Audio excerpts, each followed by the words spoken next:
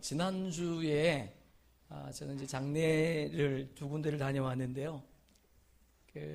우리 서지방에 있는 교회 목사님 한 분이 원로 목사님이셨어요. 돌아가셔서 복음병원이죠. 영안실에서 장례를 치렀는데요. 입간 예배를 드리는데 제가 굉장히 은혜를 입었습니다. 우리 이제 입간이라고 하는 것은 이제 다시는 볼 수 없는 거지 않습니까? 그럴 때 이제 돌아가면서 이제 한마디씩 하게 되는데, 근데 그 입간의식을 할 때, 그 목사님이 청소년 쉼터를 하셨어요. 그래서 쉼터에 있는 아이들이 찬양을 부르는 거예요. 나를 지으시니가 하나님, 나를 보내시니도 하나님. 그 찬양을 하는 거 있죠. 근데 더 감동되는 게, 그게 보니까 액자가 하나 걸려 있어요. 우리가 잘 알고 있는 천상병 시의 기천이라는 식구가 거기에 걸려 있더라고요. 맨 마지막 소절을 제가 소개하면, 나 하나님 품으로 하늘로 돌아가리라. 아름다운 이 세상 소풍이 끝나는 날 가서 아름다웠더라고 말하리라. 이게 마지막 소절이에요. 그래서 제가 이게 별로 이전에는 감동이 되지 않았는데, 거기에서 제가 이 식구를 보면서, 그리고 입간하고 있는 그 목사님의 얼굴과 이게 매치하면서 보니까 굉장히 아름다우시더라고요. 세상은 우리가 세상을 볼 때에 별로 아름답지 않는 세상 같은데 그렇지 않다는 겁니다. 하나님의 눈으로 보면 이 세상은 충분히 아름답다는 거예요. 여러분, 저와 여러분이 이 세상에서 하나님이 주신 그 아름다움으로 삶을 살다가 이 세상 소풍 끝나는 날 주님 품에 안기기를 축복합니다. 아멘. 오늘 우리가 읽었던 본문이 가브리엘 천사가 나사렛에 사는 동정녀 마리아를 찾아오는 것으로 시작을 하고 있습니다. 26절 보니까요. 27절에 보면 그 여자가 요셉이라고 하는 사람과 약혼한 처녀였습니다. 그런데 그 가브리엘 천사가 그 여인에게 말하기를, 은혜 받은 자여 평안할지어다. 주께서 너와 함께 하신다. 그 말을 들었던 마리아가 두려운 거예요. 두려워 떨고 있는 마리아에게 천사가 말하기를, 내가 잉태하였는데 아들을 낳을 것이고 그 이름이 예수다. 그리고 예수라 하라. 그렇게 천사가 말을 합니다. 그럼 그가 누굽니까? 하나님의 아들인 줄로 믿습니다. 그가 누군가요? 오랫동안 기다렸던 메시아였다는 거예요. 그럼 그때 마리아가 그 말을 듣고 뭐라고 대답하는가 하면, 나는 남자를 알지 못합니다. 그렇게 반문을 해요. 남자를 알지 못한다는 것은 남자를 모른다는 것이 아니고 그와 그런 관계도 가지지 않았는데 어떻게 아이를 잉태할 수 있습니까? 그런 말이죠. 저는 남자를 알지 못합니다. 그때 천사가 말하기를, 6개월 전에 너희 친족 가운데 엘리사벳이라는 사람이 있는데, 그런 나이가 늙었고 아이를 가질 수 없음에도 불구하고 성령으로 말미암아, 하나님의 능력으로 말미암아 아이를 가지게 되었다는 거예요. 그러면 천사가 이렇게 말합니다. 우리 37절 함께 읽어보겠습니다.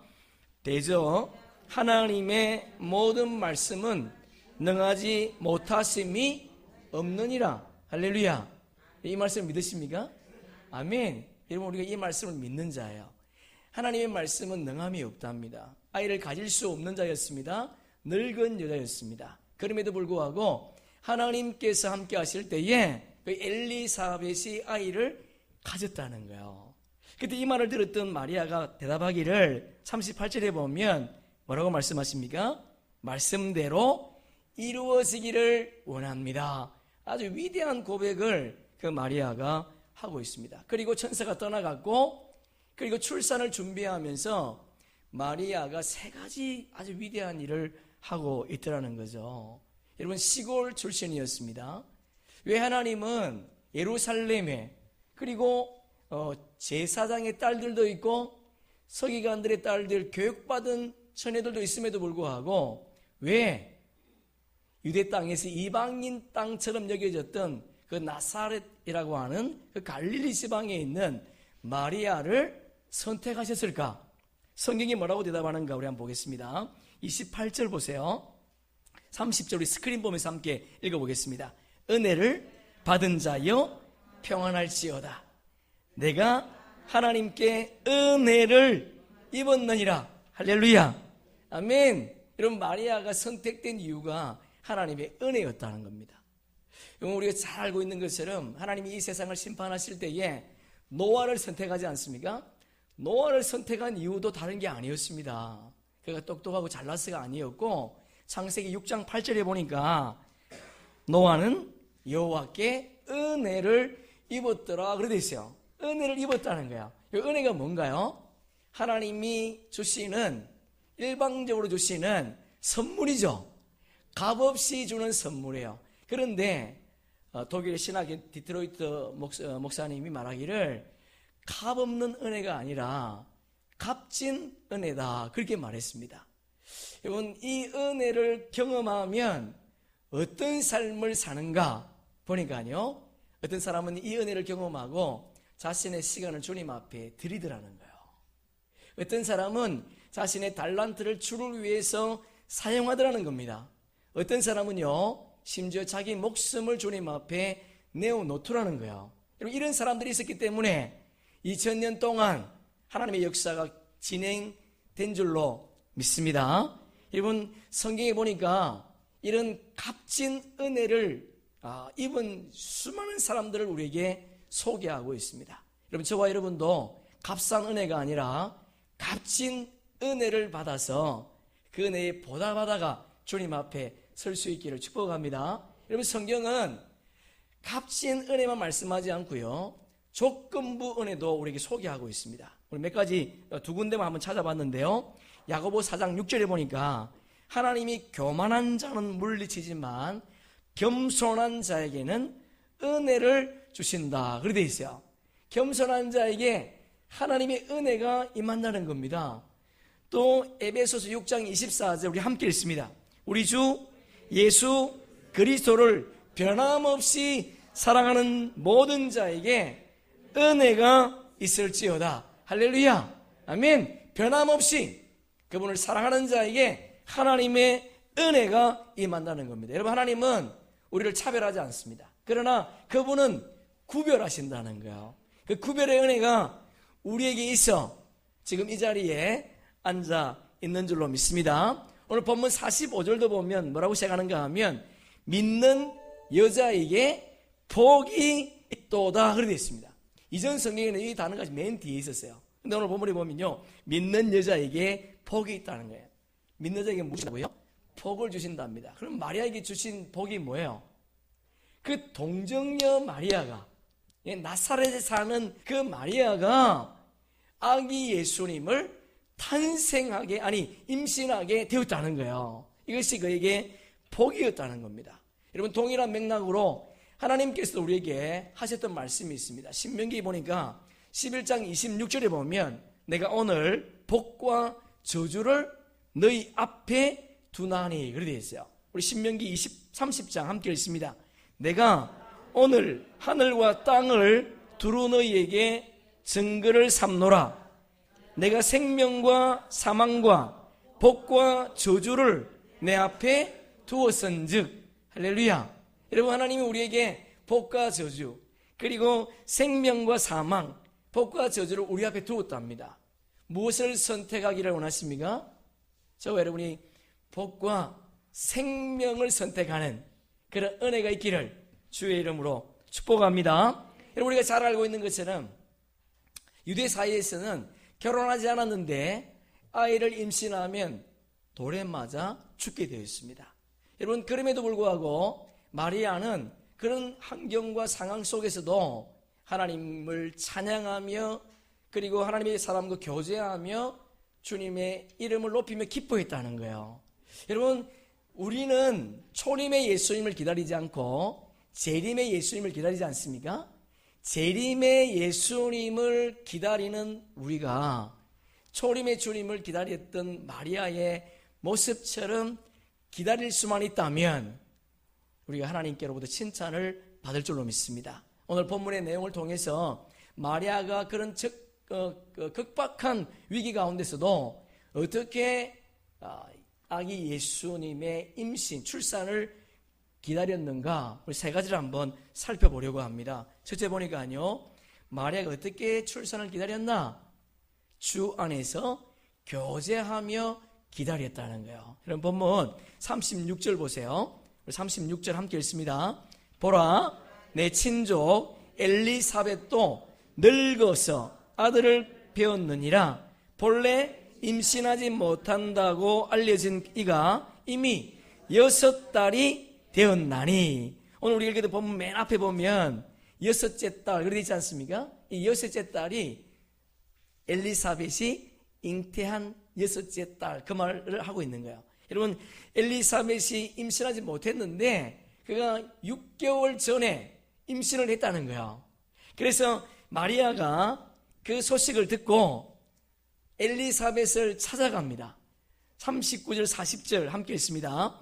이때에 마리아가 일어나 빨리 산골로 가서 유대 한 동네에 이르러 사가랴의 집에 들어가 엘리사벳에게 문안하니. 여러분, 성경에 보면 유대 베들레헴 그렇게 말하고 또 유다 베들레헴 이렇게 말할 때가 있죠. 유다 베들레헴은 히브리어로 말할 때는 유다 베들레헴 그렇게 말합니다. 그러나 신약에서는요, 유대 베들레헴 그렇게 말해요. 다른 게 아닙니다. 똑같은 겁니다. 하여튼 베들레헴에, 마리아가 엘리사벳을 찾아갔다는 거예요. 몇 개월 동안 교제했는가 보니까 56절에 나오는데요, 마리아가 석 달쯤 함께 있다가 집으로 돌아가니라. 여러분, 석 달 동안 그 엘리사벳과 함께 교제를 나누었다는 거예요. 여러분, 엘리사벳과 충분한 교제를 통해서 마리아가 위로를 입었다는 거죠. 여러분, 우리가 주 안에서 함께 교제하는 그런 은혜가 있기를 축복합니다. 하나님은 이 땅을 창조하시고 아담이 혼자 있는 것이 보기 좋지 않았습니다. 그래서 아담을 깊이 잠들게 하시고 갈비뼈를 꺼내서 하와를 만들어서 함께 가정을 이루게 했다는 거예요. 이와 마찬가지로 하나님은 함께하는 것을 기뻐하세요. 저와 여러분이 함께하는 공동체, 함께 교제하는 그런 아름다운 공동체가 되기를 축복합니다. 하나님은 이 땅에 가장 지혜로운 자를 솔로몬을 보내지 않습니까? 이 땅에 어느 누구도 솔로몬의 지혜를 따라갈 수가 없습니다. 그와 마찬가지로 하나님은 이 세상에 가장 힘이 셌던 삼손을 보냈어요.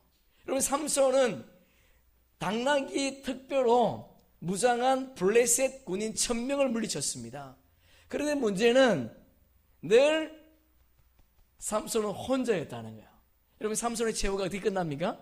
머리가 밀리고 눈이 뽑히고 쇠사슬에 묶여서 감옥에서 맷돌을 돌리지 않습니까? 여러분, 그래서 여러분, 주일날이 중요한 거예요. 여러분, 주님의 날이 왜 중요한가요? 무엇보다도 하나님 앞에 예배하기 위해서 모였기 때문에 중요한 줄로 믿습니다. 예배를 통해서 깨어진 하나님의 형상을 회복하는 거예요. 두 번째는요, 여러분, 모여서 함께 교제하는 거죠. 교제. 그래서 초대교회 성도들은 늘 모일 때마다 떡을 떼며 교제했다, 그렇게 되어 있습니다. 그런데 여러분, 이사야서에 보면 우리가 주 안에서 교제할 때 어떻게 해야 될 것인가 방법을 제시하고 있어요. 우리 이사야서 58장 14절 13절 함께 읽어보겠습니다. 만일 안식일에 내 발을 금하여 내 성일에 오락을 행하지 아니하고 안식일을 일컬어 즐거운 날이라. 여호와의 성일은 존귀한 날이라 하여 이를 존귀 여기고 내 길로 행하지 아니하며 사사로운 말을 하지 아니하며 내가 여호와의 앞에서 즐거움을 얻을 것이라. 여기 보니까 오락이라는 단어가 있지 않습니까? 그리고 사사로운 단어가 있어요. 오락이라는 단어를 헤레츠라는 단어를 쓰고 있는데 기쁨, 즐거움 그런 말이에요. 자기 도취 그런 말입니다. 그리고 사사롭다는 것은 자기 자랑을 말합니다. 그러니까 여러분 주님 안에서 교제할 때에 자기 도취에 빠져서 자기 자랑을 하지 말라는 거예요. 바꿔 말하면 뭔가요? 하나님만 높이라는 겁니다. 그분을 즐거워하라는 거예요. 그분을 즐거워하면서 그분과 함께 주 안에서 교제하라는 겁니다. 여러분 그럴 때에 여호와의 즐거움을 얻게 될 줄로 믿습니다. 나뿐만 아니라 함께 교제하는 자가 그런 기쁨을 누릴 수 있다는 거예요. 여러분 마리아는 극한 절망 가운데서도 기뻐하며 출산을 준비했답니다. 교제하며 준비했답니다. 두 번째 보니까 마리아가 어떻게 준비했는가? 주 안에서 기뻐하며 기다렸다는 거예요. 우리 스크린 보면서 41절 42절 함께 읽습니다. 엘리사벳이 성령의 충만함을 받아 큰 소리를 불러 이르되 여자 중에 내가 복이 있음에 내 태중의 아이도 복이 있도다. 무슨 말입니까? 엘리사벳이 성령의 충만함을 입어서 마리아가 구세주를 잉태했다는 것을 알고 기뻐했다는 거예요. 여러분 놀랍지 않습니까?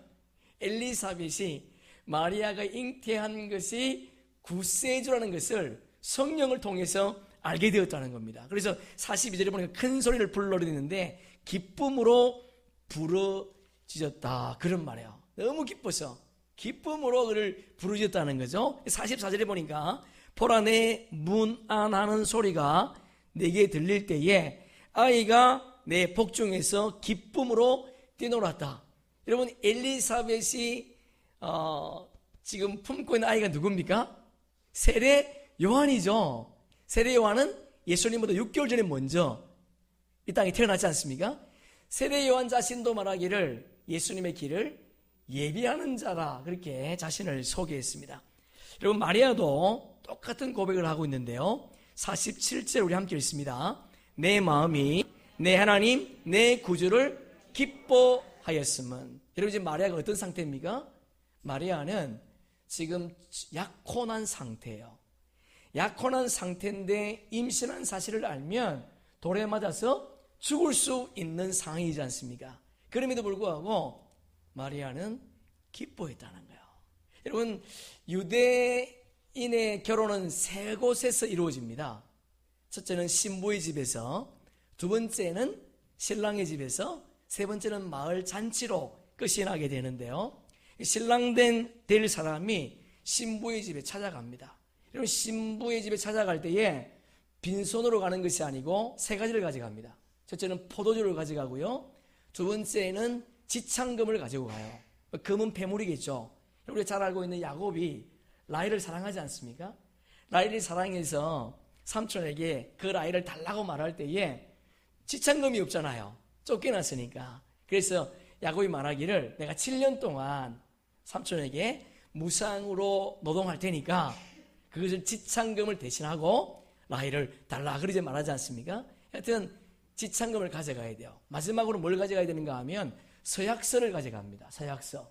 그래서 신랑이 신부의 아버지에게 자신을 소개하는 거예요. 내가 이런 사람이고 우리 집안이 이렇습니다. 그렇게 말하면 신부의 아버지가 결혼을 허락하면 서약서를 쓰는 겁니다. 서약서를 쓴 다음에 가져간 포도주를 잔에 따라서 안에 신부될 사람에게 먹입니다. 반잔을 마시고 남은 그 포도주를 서약서에 두세 방울 떨어뜨리는 거예요. 무슨 의미인가요? 우리는 피로 맺은 언약이라는 겁니다. 이것이 약혼이에요. 이스라엘 약혼입니다. 법적으로는 부부가 되었지만 합방은 할 수 없습니다. 합방하면 안 됩니다. 합방하다가 혹시 임신하면 돌에 맞아 죽습니다. 이것이 신부의 집에서 한번 이루어지는 거예요. 그리고 신랑이 갈 때에 내가 당신을 데리고 오겠습니다. 그리고 떠나요. 언제 온다는 말이 없습니다. 언제 오겠다는 말이 없이 그냥 준비하고 기다리라는 말을 남기고 떠나는 겁니다. 그러면 신부는 신랑을 위해서 준비하고 신부는 신랑을 위해서 준비하는 거예요. 신부는 뭘 준비하겠습니까? 신랑의 집안이 어떤지, 또 신랑이 무엇을 좋아하는지, 취미가 뭔지 그걸 공부하겠죠. 그렇게 준비하겠죠. 신랑은 뭘 준비하는가? 여러분 성경으로 요한복음 한번 펴보세요. 요한복음 14장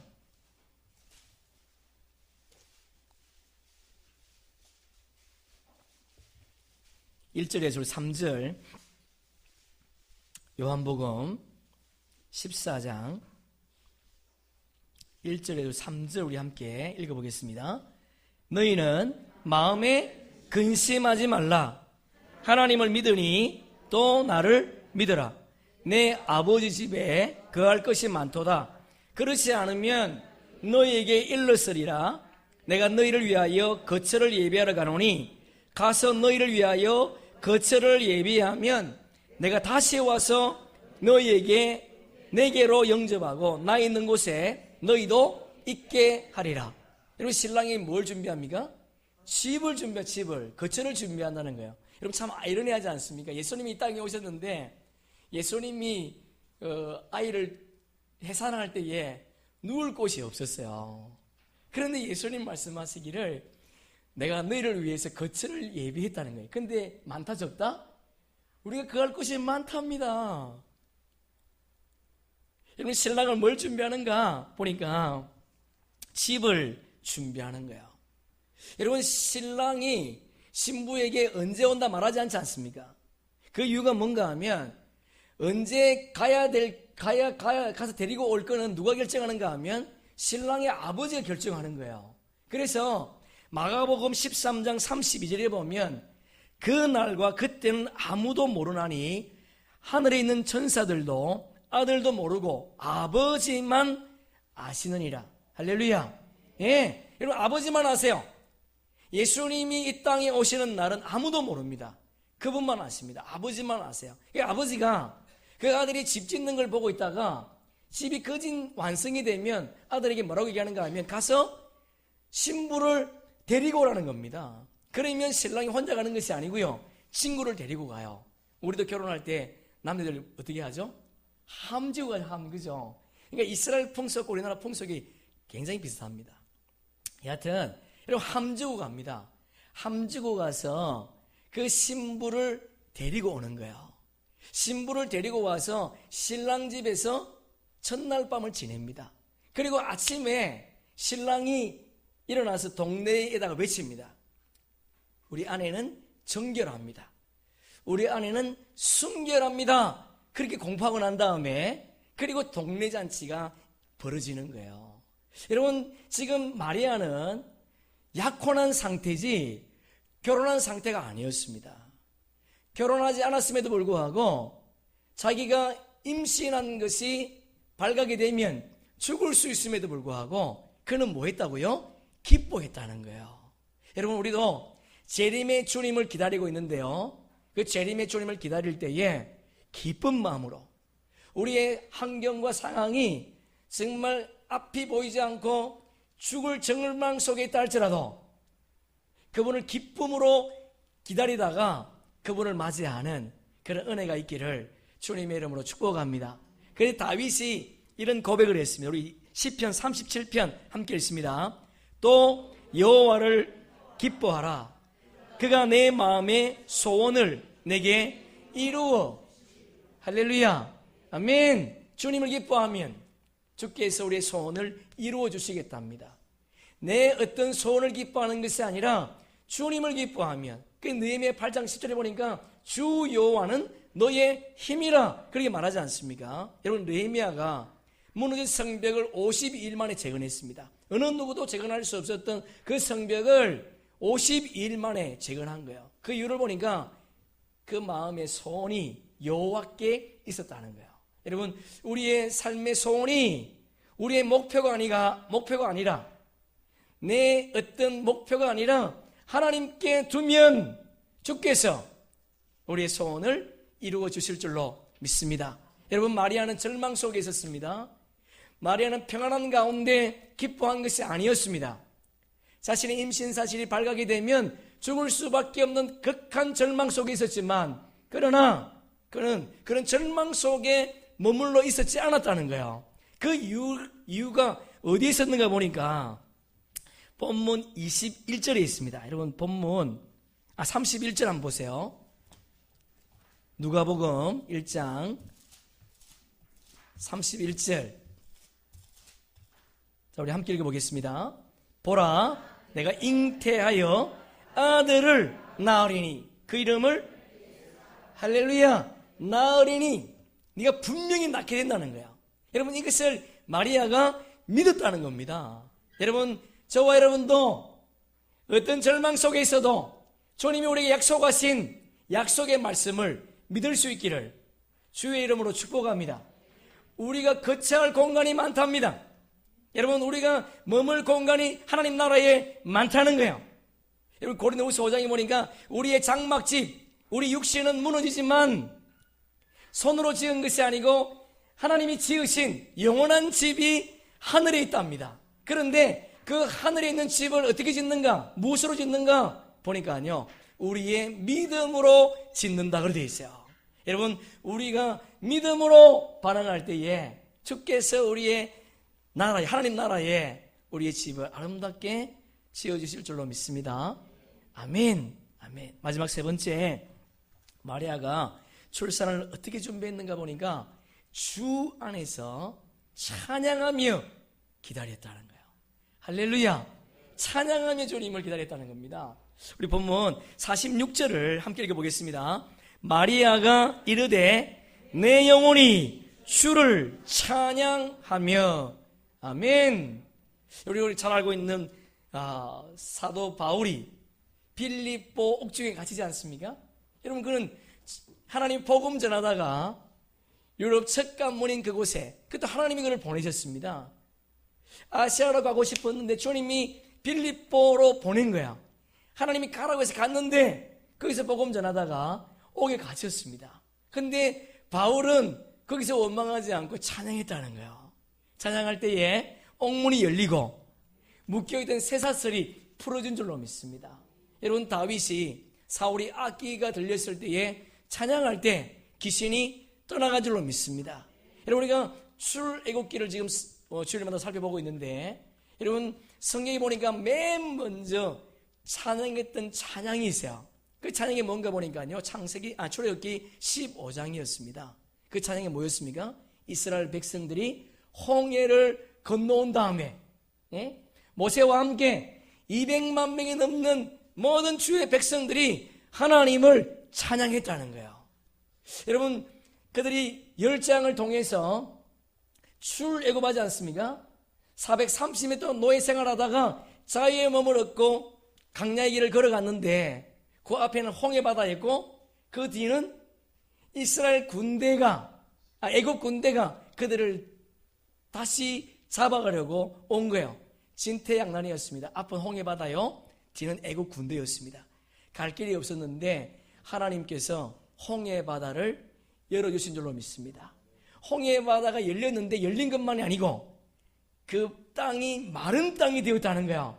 여러분 이스라엘 백성들은 마른 땅을 건너갔지만 이스라엘 백성들을 죽이려고 했던 애굽의 모든 군대들은 홍해에 다 빠져 죽었다는 거예요. 그래 그들이 건너와서 부른 찬양이 성경 맨 먼저의 기사입니다. 그게 맨 처음에 찬양이에요. 우리 한번 시편 출애굽기 15장 2절 우리 함께 읽어보겠습니다. 여호와는 나의 힘이요 노래시며 나의 구원이시로다. 그는 나의 구원이시니 내가 그를 찬송할 것이요 내 아버지의 하나님이시니 내가 그를 높이리로다. 할렐루야. 뭘 찬양하고 있습니까? 자기를 구원하신, 자신을 구속하셔서 구원하신 그 은혜를 찬양하고 있다는 겁니다. 그런데 놀라운 것은요, 여러분 우리가 하나님 나라 잔치에 참여하지 않습니까? 여러분 사도 요한이 주일날 밤모섬에 있는데 영안이 열려서 천국을 보지 않습니까? 거기 보니까 어린 양 혼인잔치에 그가 참여하게 된 거예요. 거기 보니까 할렐루야라고 하는 단어가 4번 등장합니다. 신약 성경에서 할렐루야가 처음 등장해요. 우리 한번 여러분 성경으로 요한계시록 19장 한번 펴보겠습니다. 우리 요한계시록 공부할 때 함께 살펴봤는 내용인데요. 요한계시록 19장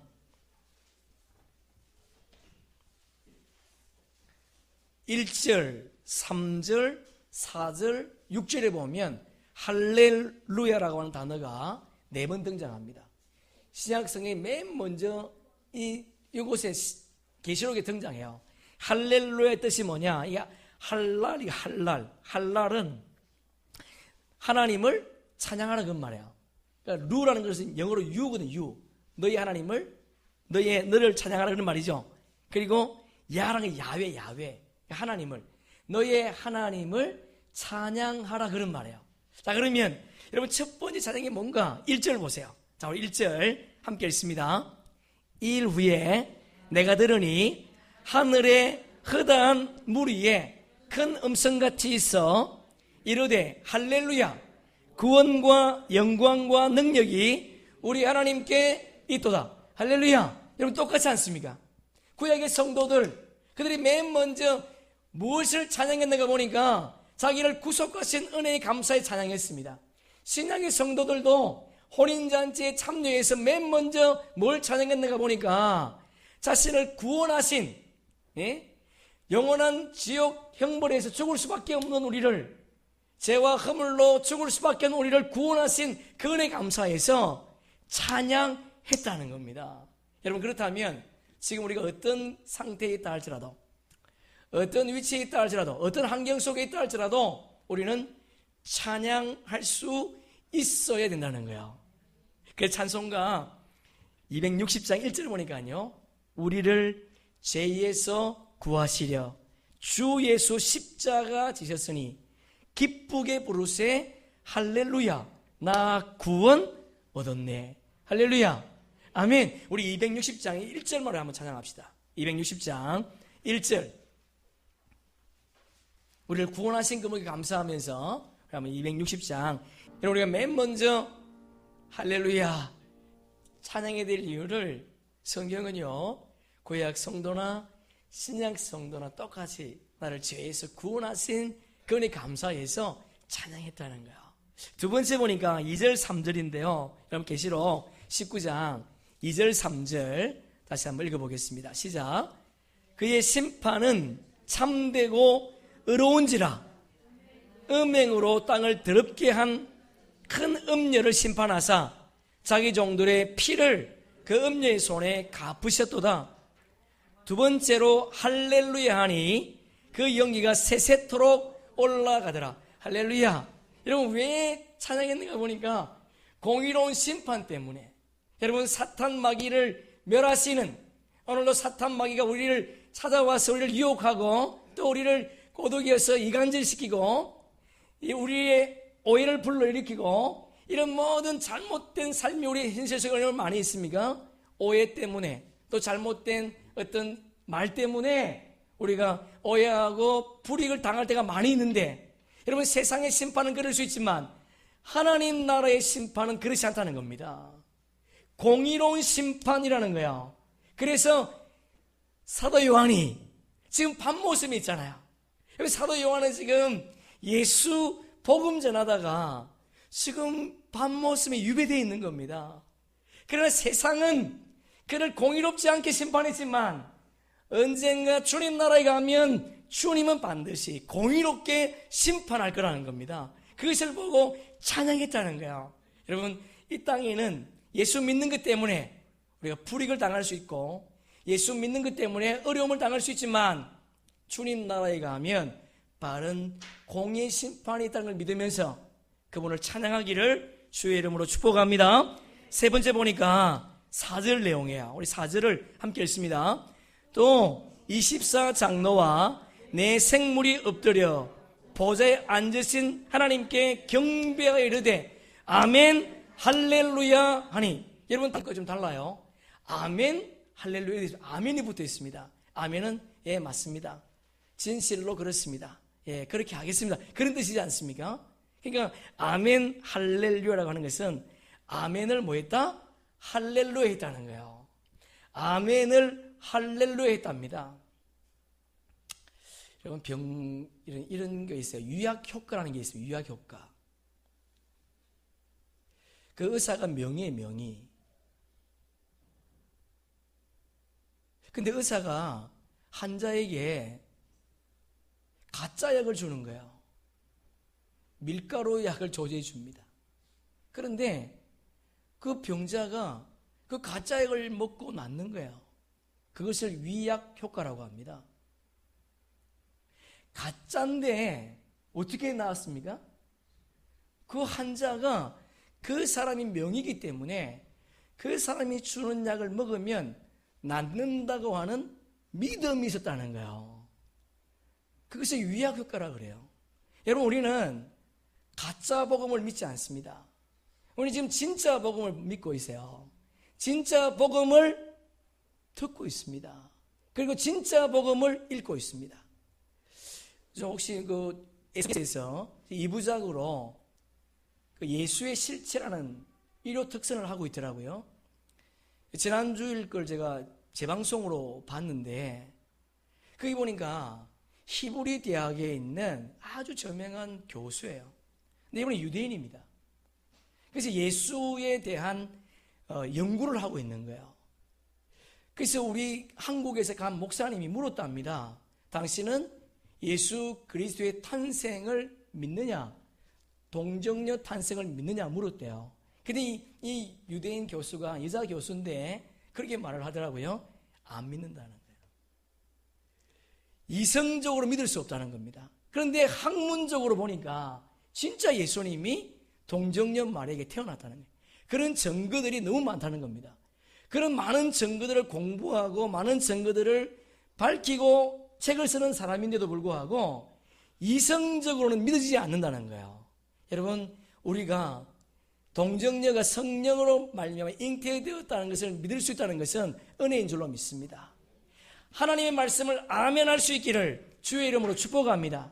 아멘함으로 말미암아 그 말씀이 내 삶 속에 육화되어서 내 삶 속에 그대로 실행되어지는, 구현되어지는 그런 복된 은혜가 우리 삶 가운데 있기를 주의 이름으로 축복합니다.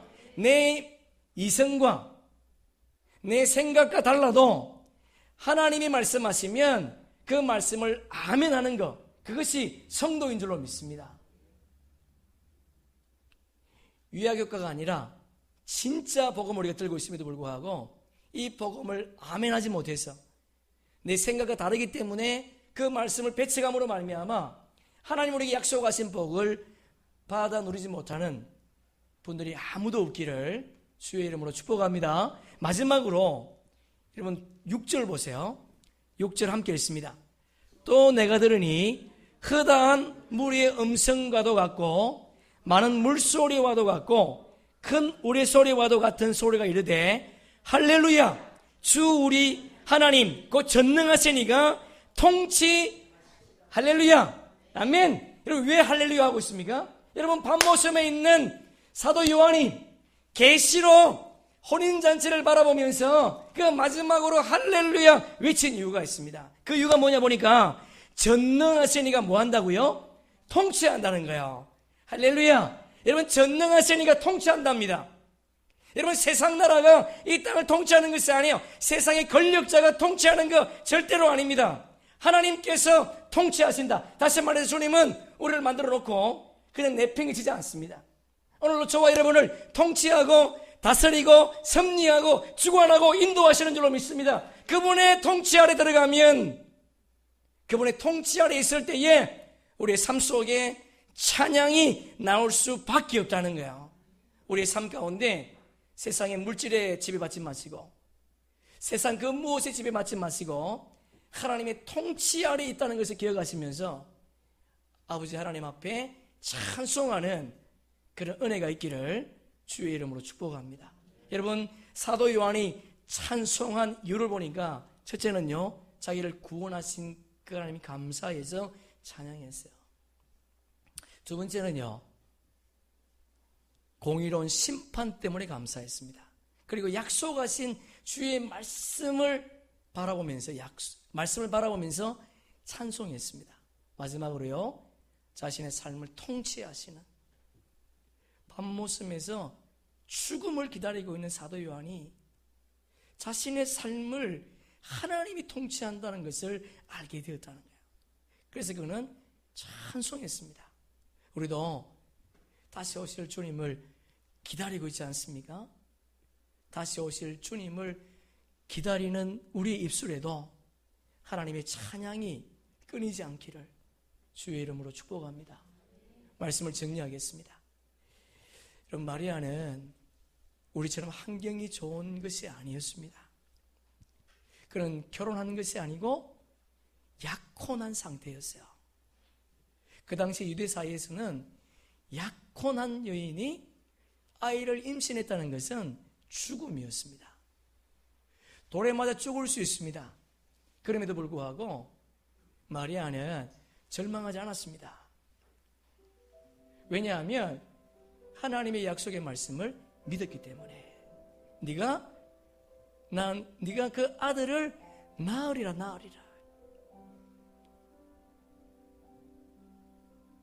여러분, 이 약속의 말씀을 마리아는 믿었다는 거예요.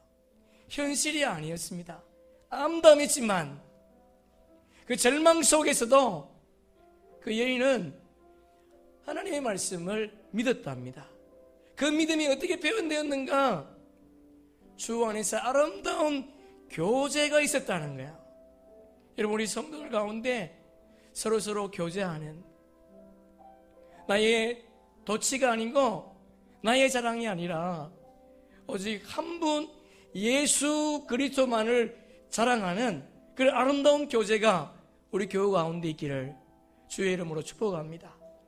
두 번째, 그는 극한 절망 속에서도 기뻐했습니다. 우리는 기쁨을 혹시 잊어버리지 않았습니까? 우리 학생부에서 그랬다면서요? 우리 노래 집사님이 눈썹을 조금 올리면 입가에 웃음이 지어진다고요? 우리 외적인 모습도 웃을 수 있기를 바랍니다. 물론 내면의 충만함이 얼굴로 드러나야 되겠지만, 여러분, 그런 절망 속에서도 기뻐했던 마리아처럼 우리의 삶이 아무리 암담해도 죽음과 바꿀 수 있겠습니까? 뭘 먹을까 입을까 때문에 걱정하지 마시고 하나님 나라를 바라보면서 기뻐하는 그런 은혜가 있기를 주의 이름으로 축복합니다. 우리를 지으신 이유가 뭐냐? 이사야 43장 21절에 보니까 나를 찬송하기 위함이라. 찬송하기 위함이라. 여러분, 찬송하기 위해서 주님 우리를 지으셨는데 그것을 마리아는 알았다는 거예요. 그런 절망 속에서도 찬송했다는 겁니다. 여러분, 사도 요한도 밤모섬에서 언제 죽을지 몰랐지만 자신을 통치하시는 그 하나님, 나를 내팽개치지 아니하시고 오늘도 나를 다스리시는 그 하나님 바라보면서 찬양했던 것처럼 우리의 삶도 하나님이 통치하고 있다는 것, 그분의 다스림 속에 있다는 것, 그분의 주권 아래 있다는 걸 기억하시면서 그분을 찬양하는 그런 은혜가 있기를 주님의 이름으로 축복합니다. 우리는 왜 찬양해야 됩니까? 왜 기뻐해야 됩니까? 왜 교제해야 됩니까? 다시 오실 주님이 있기 때문인 줄로 믿습니다. 예, 다시 오실 주님, 이제 곧 오실 텐데 그분을 기쁨으로 맞이하기 위해서 우리도 마리아처럼 그분을 고대하며 기다리는 그런 은혜가 있기를 축복합니다. 여러분, 마리아 인생의 마지막이 궁금하지 않습니까? 성경이 그 여인을 어떻게 마지막을 표현하고 있는가, 그 구절 한 절 찾고 말씀을 마치겠습니다. 사도행전 1장 14절 함께 보겠습니다. 여러분, 성경으로 사도행전 1장 14절.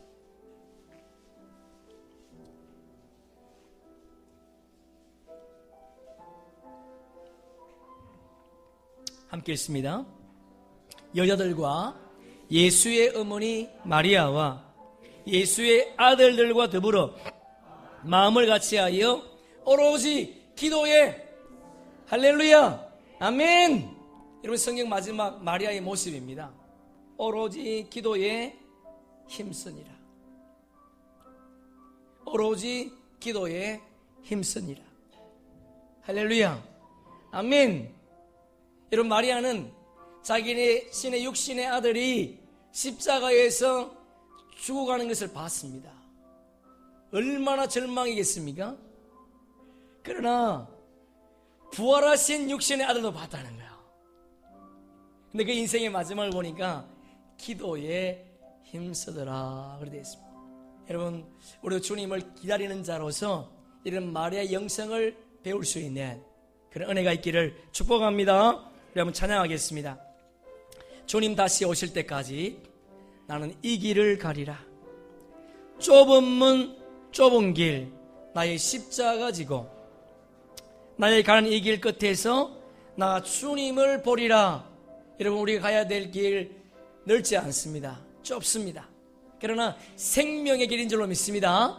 그 길을 걸어가다가 주님을 만날 수 있기를 바랍니다. 우리 신앙을 고백하면서 함께 찬양을 하겠습니다.